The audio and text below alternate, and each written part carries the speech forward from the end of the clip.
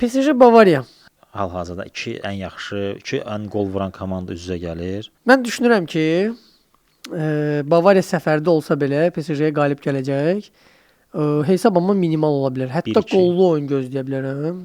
Yəni qapıda Neuer dursa belə, bu müdafiəçilərində heç bir problem olmasa belə, düşünürəm ki, PSG qol vura biləcək.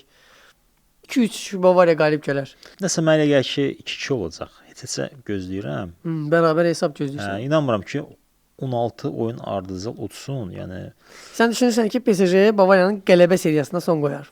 hə, yəni bu seriyanı dayandıra biləcək komanda varsa, bəlkə də PSG-dir. PSG-ni uda biləcək komanda varsa Bavariyadır. Bavariyanı uda biləcək komanda varsa PSG-dir. Yəni belə deyə bilərəm. Mən deyirəm ki, 2. Sən isə 3-2. Mən deyirəm ki, 2-3. Bəli. 200 Bavariya qalib gəlir. Özdə Bavariya qalib gəlsə, bir çox bax o bayaq mövzusuna toxunduq.